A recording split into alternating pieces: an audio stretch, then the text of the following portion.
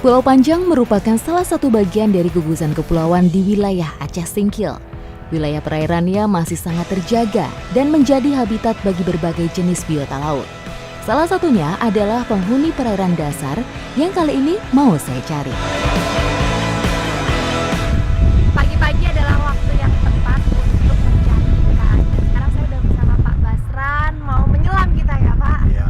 Oke, ikuti jejak saya, jejak petualang.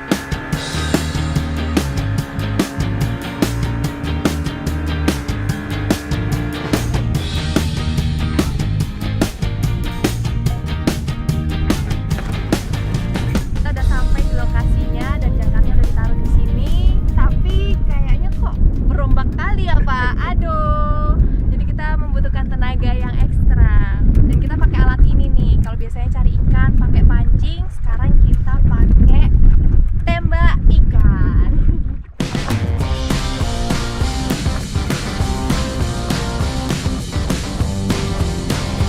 Lokasi pencarian kami kali ini memang tak jauh dari bibir pantai, dengan rata-rata kedalaman air antara 8 sampai 12 meter.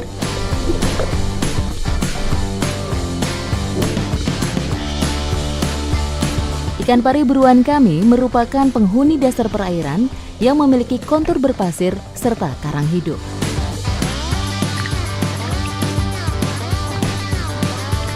Oh, dapat! Jadi kalau misalnya tempatnya itu sesuai, aduh, kok banyak kenceng. Kalau tempatnya sesuai itu dapat ikannya tuh gampang banget, tapi ya tetap harus pilih-pilih ikannya. Ternyata spot pertama langsung membuahkan hasil. Meski ukurannya tidak begitu besar, tapi cukup membuktikan kalau saya berada di spot yang tepat.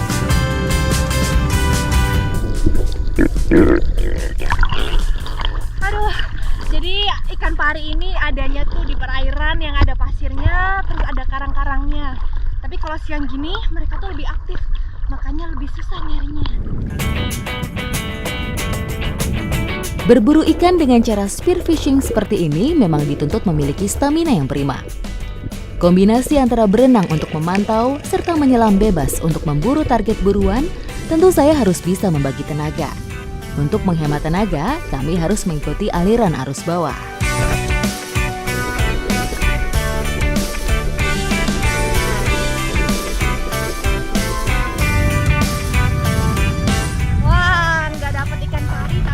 Yang lain nih, ikan apa namanya? Kerapu kambing ya? Oh, kalau di sini sebutnya kambing-kambing, bukan bembe ya Pak? Bukan. Wah, ini lebih gede nih kayaknya dari ikan parinya tadi ya Pak. Aduh. Spearfishing sendiri merupakan salah satu cara mencari ikan tertua di dunia, termasuk cara yang ramah lingkungan karena bisa selektif memilih ikan target. Teknik perburuan ikan satu ini sangat mengandalkan pernafasan dan penglihatan di dalam air.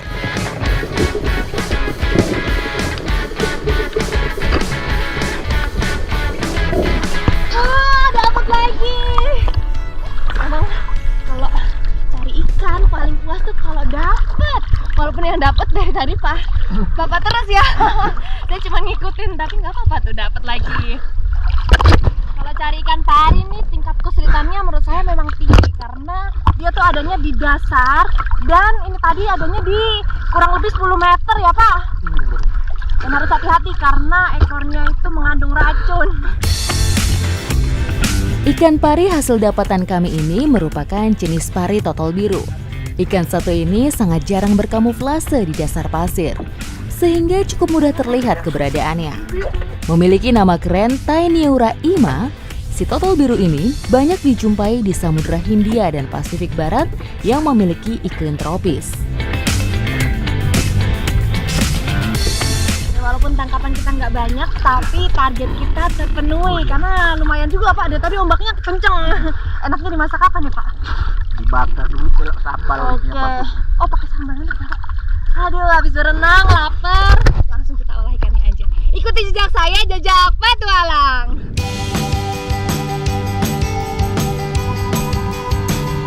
Meski masyarakat sini jarang mengkonsumsi ikan pari, bukan berarti dagingnya tidak enak untuk disantap. Dengan campuran racikan bumbu yang tepat dan teknik yang benar, tentu akan mengurangi rasa amis daging ikan bersisik cantik ini. Gak pernah sekarang kita mau olah hasil tangkapan kita. Olahannya itu namanya panggang paca. Dan yang spesial dari panggang paca tuh ini nih, ada parutan kelapanya. Dan ini bikin rasanya makin gurih ya Pak? Iya, biar Oke. makin lama. Untuk mengurangi rasa amis pari, ada 2 bumbu yang harus dipersiapkan. Pertama adalah bumbu untuk penghilang rasa amis yang tentu saja menggunakan jeruk nipis. Dan yang kedua tentu saja bumbu panggang yang didominasi bumbu rempah-rempah untuk menambah rasa daging ikan semakin sedap. Itu kenapa sih Pak dikasih kayu? Supaya nggak lembek dia, melengkung dia ke bawah. Oh iya. Oh karena ikan pari ini termasuk ikan yang kulitnya tuh rawan ya Pak. Iya. Makanya harus dikasih kayu. Kalau nggak dikasih kayu gini nanti waktu dimasak lembek ya. Oh iya. Ini untuk jepitnya ya Pak. Itu jepitnya ini. Jadi panggangnya itu pakai alat-alat tradisional aja ya Pak yang ada di sekitar kita. Tadi dari kayunya, terus sekarang ini penjepitnya nih. Karena ikannya mau kami panggang, jadi yang kami butuhkan adalah bara api. Teknik memasak di alam seperti ini harus jeli dalam memanfaatkan bahan-bahan yang ada. Jadi harus dioles bumbu. Ini bumbunya beda sama yang saya ulek ya. Jadi bumbu ini tuh khusus untuk ngilangin amis pada ikannya. Nggak ngilangin sih sebenarnya, mengurangi. Iya. Harus kuat ya Pak.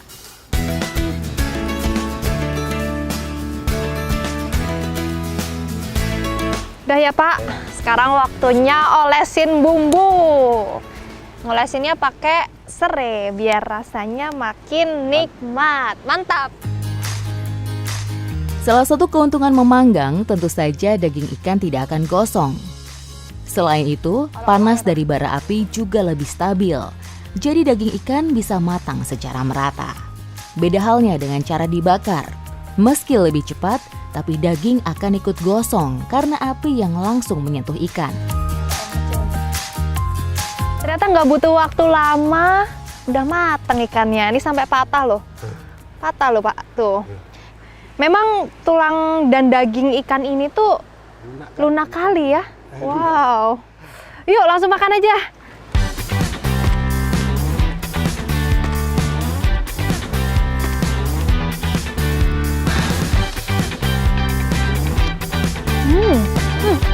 Enak kali ya Pak. Enak lah. Wah dagingnya tuh lembut banget tapi berserat. Terus ditambah sama bumbu pacak tadi. Beh, mantap ya Pak. Aduh.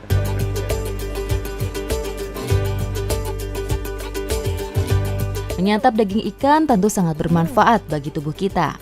Selain kandungan omega 3-nya yang berkhasiat untuk kesehatan otak kita, zat besinya juga bermanfaat untuk mengganti jaringan sel darah merah yang sudah mulai rusak. Ditambah lagi bumbu rempahnya yang mampu membuat badan menjadi hangat kembali setelah berenang dan menyelam. Ini makannya tuh harus dicocolin juga sama bumbunya. Iya, karena kalau yang bagian dalam itu bumbunya cuman resapannya aja ya Pak. Jadi siripnya itu yang enak. Oh siripnya yang enak ya? Ini ya? Ini saya makan ini Pak. Iya. Emang enak banget sih. Terus pedasnya tuh nendang. Cabenya banyak tadi ya Pak. Ikuti jejak saya, jejak petualang.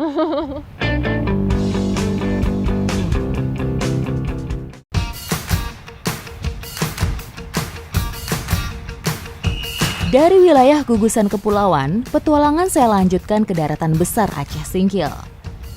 Kawasan pesisir barat Aceh Singkil yang didominasi rawa bakau dan nipah merupakan habitat utama bagi biota-biota penghuni perairan Payau. Banyak cara perburuan tradisional yang dilakukan oleh warga desa Gosong. Salah satunya yang mau saya lakuin sama Mas Azran ini nih. Ikuti jejak saya, jejak petualang. Oh, kita udah sampai nih di lokasinya. Ternyata di sini nih, di antara pohon-pohon bakau ya. Iya. Masyarakat sini biasa memasang bubu atau jebakan kepiting saat air sedang surut. Tujuannya tentu saja untuk memudahkan mencari sarang kepiting buruan. Pengambilan bubu biasanya dilakukan saat air pasang atau bisa juga pagi hari. Karena kepiting adalah hewan yang aktif mencari makan saat hari gelap. Ada Dek. Bentar ya. Wih, dapet loh. Nih, dapet kepitingnya.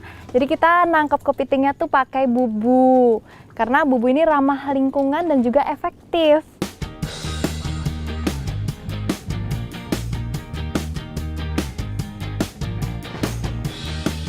Wow.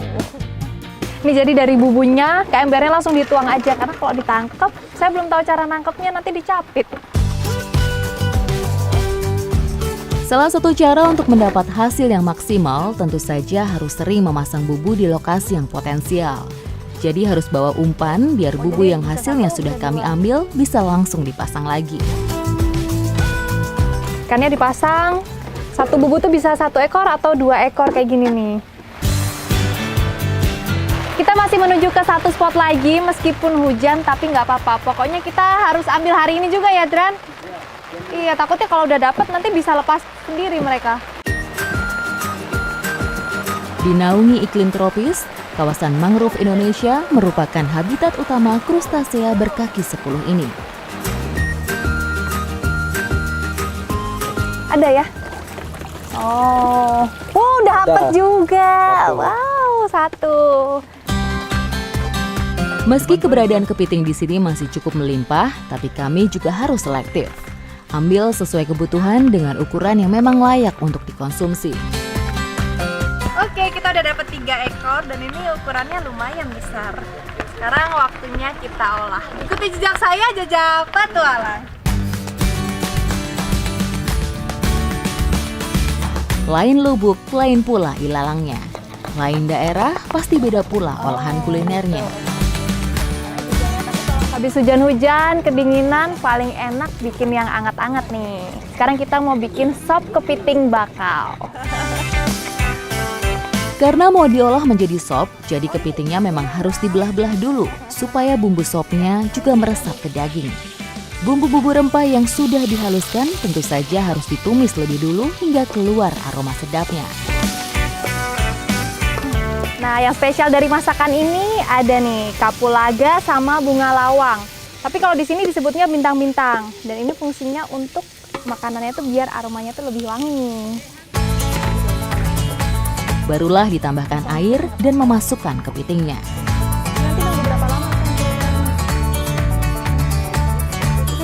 Aromanya udah wangi dan warnanya udah berubah, itu artinya udah mateng. Sekarang waktunya kita makan-makan. Inilah enaknya masak kepiting. Begitu cangkangnya sudah berubah warna menjadi kemerahan, tandanya daging kepiting pun juga sudah matang.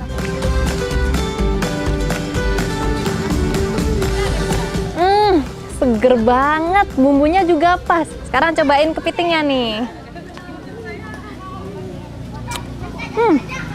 Enak banget, Zran. Bah. Ini kepitingnya tuh masih seger banget, jadi dagingnya tuh masih kenyal. Kepiting mangrove merupakan salah satu makanan seafood favorit karena memiliki ragam manfaat bagi kesehatan. Asalkan dikonsumsi sewajarnya, daging kepiting sangat bagus untuk menjaga kesehatan jantung, meningkatkan imunitas, melancarkan sirkulasi darah, serta meningkatkan kecerdasan otak kita. Enak banget ya jadi masyarakat sini. Mau makan kepiting, tinggal keluar tenaga dikit aja, udah bisa nih nikmatin makanan kayak gini. Ikuti jejak saya, jejak petualang.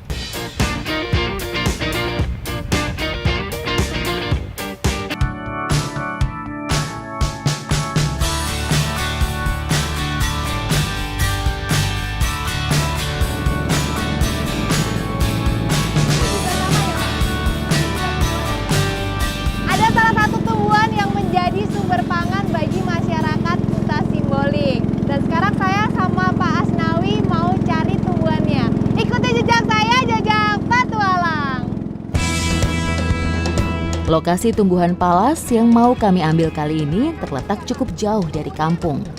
Tepatnya di hutan rawa yang berada di sekitar aliran sungai ini. Sekarang kondisinya tuh lagi banjir, makanya arusnya agak kenceng. Semakin ke dalam, jalur aliran anak sungai yang saya masuki semakin sempit. Tingginya debit air membuat sampan kami harus menerobos batang-batang pohon yang ada di sekeliling sini. Lokasinya tuh di rawa-rawa dan seperti yang saya bilang tadi, ini lagi banjir makanya tinggi nih. Tinggi air. Tinggi ya. Sampahnya naik. Iya, untungnya pakai sampannya kecil. Kecil. Kalau besar dia nggak bisa masuk ke sini ya, Pak. Palas merupakan tumbuhan keluarga palem-paleman yang banyak terdapat di hutan tropis dataran rendah. Masyarakat di Sumatera dan Kalimantan sering mengambil umbut bakal daun untuk diolah menjadi olahan kuliner khas. Jadi yang kita ambil itu bagian pucuk atasnya. Dan tumbuhan ini tuh tingginya 5 meter. Jadi ada untungnya juga nih, banjir, airnya naik. Jadi kita ngambil bagian pucuk atasnya tuh nggak terlalu sulit.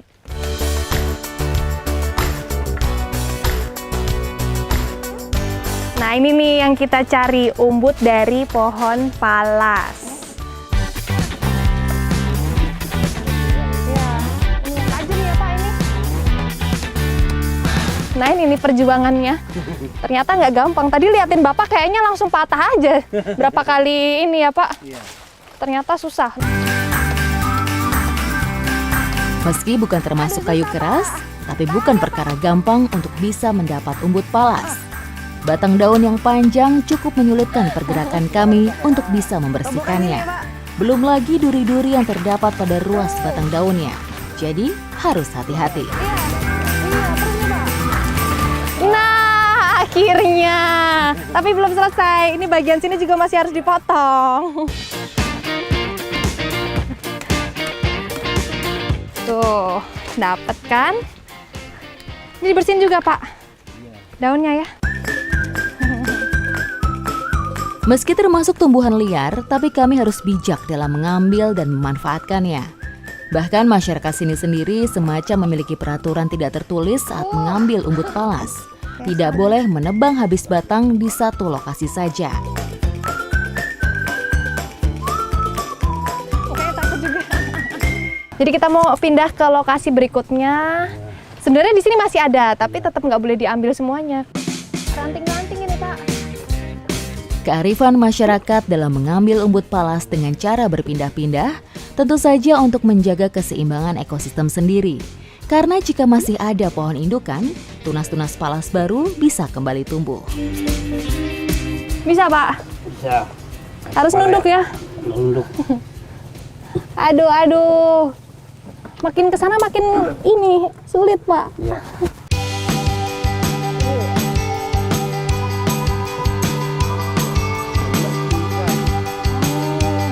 Ternyata lumayan tinggi ya Pak. Jadi di sini tuh airnya tuh nggak setinggi yang di sebelah sana, makanya pohonnya tuh terlihat tinggi ya. Meski tidak mudah untuk mengambil umbut palas, tapi hasil yang kami dapatkan kali ini cukup untuk diolah menjadi sambal taco palas. Udah cukup nih ya Pak? Udah. Semputnya udah pada masuk sampan nih. Oke, udah dapet. Sekarang kita mau olah umbut dari palas ini. Ikuti jejak saya, jejak petualang.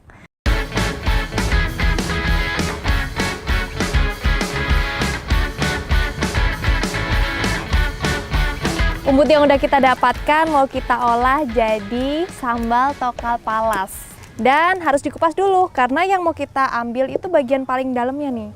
Ini yang empuk, karena kalau yang luarnya tuh keras. Sebelum bisa dinikmati, umbut palas harus melewati beberapa tahapan untuk menghilangkan getah dan mengurangi rasa pahitnya. Nih, kalau udah dicuci gini, warnanya jadi berubah tuh. Warnanya jadi merah ya, Bu? Iya. Masukin sini ya, Bu. Getah palas yang luruh bercampur air membuat air berubah warna menjadi kemerahan. Nih, palasnya kita campurin sama air yang udah dikasih garam. Biar hilang lagi getahnya ya, sisa-sisanya tadi ya. Garam sendiri memiliki fungsi untuk menetralkan rasa umbut palas yang memang dominan rasa pahit. Oke, jadi udah mendidih, waktunya kita aduk-aduk biar matang. Aduh panas. Biar matangnya merata. Tapi teksturnya udah mulai lembek ya, Pak.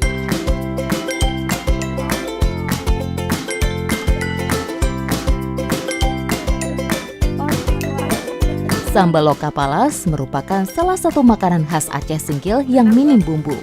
Cukup dengan parutan kelapa, garam, ulekan cabai, dan sedikit air jeruk lemon. Nah, waktunya dicampur bumbunya ya, Bu. Nih, uniknya bumbunya tuh nggak dimasak sama sekali. Jadi mentah aja, langsung dicampur. Ini cara bikinnya tuh kayak bikin urap. Meski sederhana, tapi sambal loka palas ini cuma bisa kita jumpai hanya di waktu-waktu tertentu saja, seperti hari besar keagamaan atau pesta adat. Selain itu, olahan satu ini juga tidak bisa tahan lama. Setelah diurap seperti ini, cuma bisa bertahan 2 jam saja sebelum basi. Jadi harus cepat habis selagi parutan kelapanya masih segar.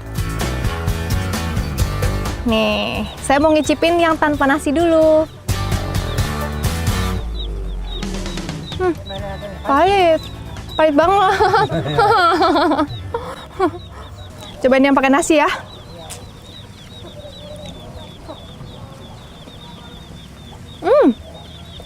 Enak ya, Bu? Masih ada pahit-pahitnya, tapi lebih enak daripada nggak pakai nasi. Saya baru ini nih, Bu, makan pahit tapi enak. Mungkin karena ada parutan kelapa, terus dicampur sama bawang merahnya, jadi makin nendang rasanya. Lama mana? Apa di sini tabonai ya? Tabonai. Rasa pahit umbut palas ini sama persis dengan pahitnya umbut rotan. Namun, di balik rasanya yang pahit, umbut ini memiliki kandungan flavonoid dan saponin yang bagus bagi penderita hipertensi. Jadi tokal palas ini dipercaya sama masyarakat sini untuk mengobati malaria. Karena dari rasa pahit-pahitnya ini ya, Pak. Ikuti jejak saya, jejak petualang.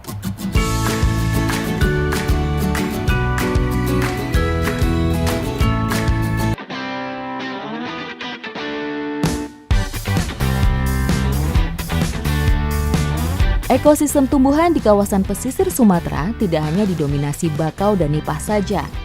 Rumbia atau lebih dikenal dengan batang sagu juga mampu tumbuh subur di sini. Sampai kita. Hap.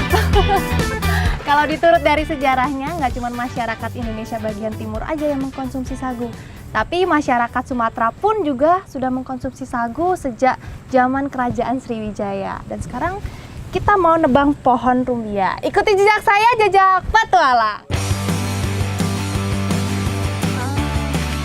Ini ya, Pak? Iya. Oh, ini lokasinya tuh berair. Iya.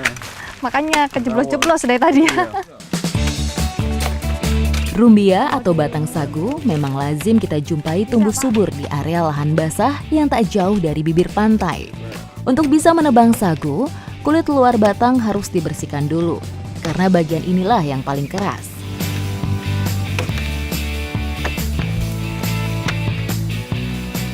Nih, jadi pohon yang udah bisa diambil sagunya tuh yang usianya 8 tahun. Dan yang paling penting jangan sampai keluar buahnya, karena kalau udah keluar buahnya habis ya. Iya, serat dari sagunya tuh habis diserap sama buahnya. Jadi nggak boleh terlambat nih. Nah, ini udah mau roboh nih. Kenapa, Pak? Kejeblos. Nah. Awas, Pak. Wow. Gak nyampe 30 menit udah langsung roboh. Untuk memudahkan membawanya, batang sagu harus dipotong tual per tualnya. Biasanya satu tual berukuran 1 hingga 1,5 meter. Udah putus nih, Pak. Aduh. Oke, sekarang waktunya kita bawa ya, Pak. Iya. Bawanya gimana? Digelindingin? Digelindingin. Oke, yuk, Pak. Iya.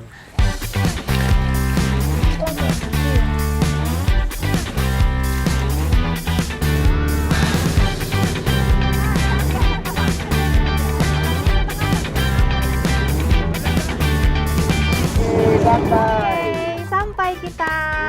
Nah, batang rumbiah yang udah kita dapatkan harus diolah terlebih dahulu untuk diambil tepung sagunya. Dan ngomongin soal tepung sagu, ada satu olahan unik dari Aceh Singkil. Seperti apa? Ikuti jejak saya, jejak petualang. Keberagaman suku di Indonesia juga berbanding lurus dengan ragam olahan kuliner khasnya. Seperti yang kita tahu, biasanya tepung sagu itu diolah jadi makanan kayak papeda, jadi roti ragi. Tapi kali ini kita mau olah jadi minuman. Minumannya itu namanya godeh.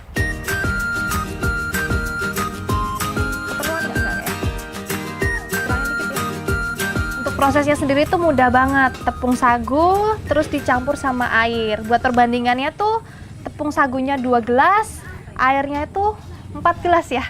Iya, jadi 2:1. Proses awalnya hampir sama dengan pembuatan papeda. Bedanya, kalau papeda, tepung sagu dicampur air panas lalu diaduk rata.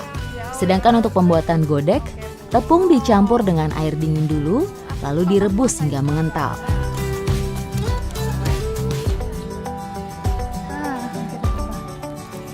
Nih, proses yang paling penting dan nggak boleh dilewatkan adalah aduk-aduk terus. Karena kalau nggak nanti bisa menggumpal di bawah, terus jadi nggak rata matangnya ya. Iya. Semakin menggumpal, mengaduk godek semakin berat. Perubahan wujud dari cair menjadi padat adalah alasannya.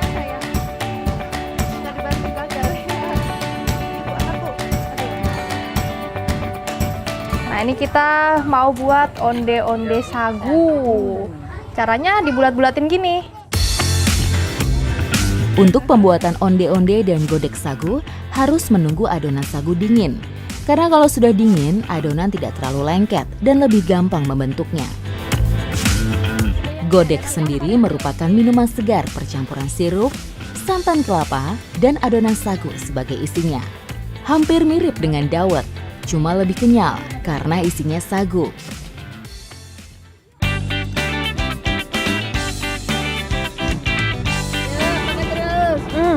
Mana rasanya? Tabonai, manisnya tuh pas, teksturnya juga kenyal. Enak ya? Enak.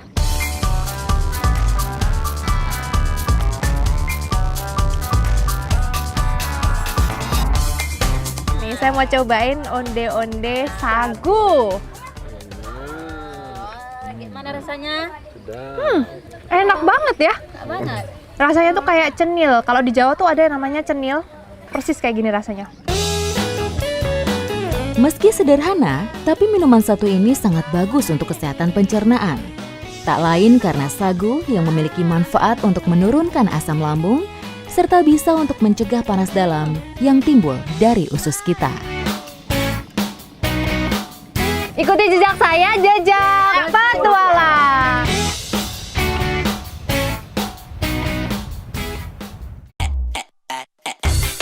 Berhasil ketemu sama beberapa mantan. Kita ketemu 12. Kita ketemu 30, 70. 3 deng. Besok di jam yang sama, jam 2 siang, waktunya bertualang.